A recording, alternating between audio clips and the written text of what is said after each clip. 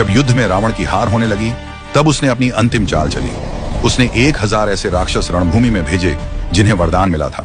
न उन्हें काल छू सकता था, न मृत्यु उनका कुछ बिगाड़ सकती थी। यह देखकर वानर सेना में चिंता फैल गई। तभी हनुमान जी आगे आए और बोले, प्रभु केवल आज्ञा दीजिए, मैं अकेला ही रणभूमि में जाकर रावण की इस अमर सेना का सामना करूंगा। प्रभु राम ने कहा, हनुमान, वे सभी अमर हैं, उनका अंत संभव नहीं।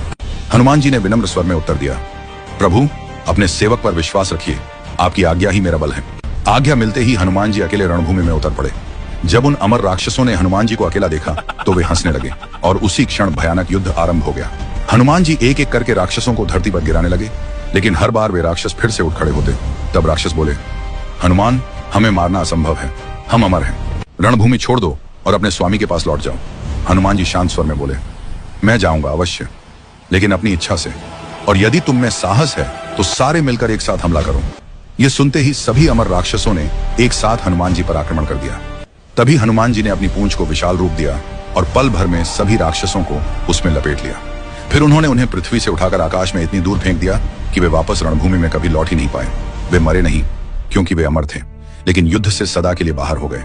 और इस प्रकार रावण की अमर सेना हनुमान जी के सामने निष्प्रभावी हो गई। जय श्री राम, जय बजरंगबली। जब युद्ध में रावण की हार होने लगी, तब उसने अपनी अंतिम चाल चली। उसने 1000 ऐसे राक्षस रणभूमि में भेजे जिन्हें वरदान मिला था। न उन्हें काल छू सकता था, न मृत्यु उनका कुछ बिगाड़ सकती थी। यह देखकर वानर सेना में चिंता फैल गई। तभी हनुमान जी आगे आए और बोले, प्रभु केवल आज्ञा दीजिए, मैं अकेला ही रणभूमि में जाकर रावण की इस अमर सेना का सामना करूंगा। प्रभु राम ने कहा, हनुमान, वे सभी अमर हैं, उनका अंत संभव नहीं। हनुमान जी ने विनम्र स्वर में उत्तर दिया, प्रभु अपने सेवक पर विश्वास रखिए, आपकी आज्ञा ही मेरा बल है। आज्ञा मिलते ही हनुमान जी अकेले रणभूमि में उतर पड़े।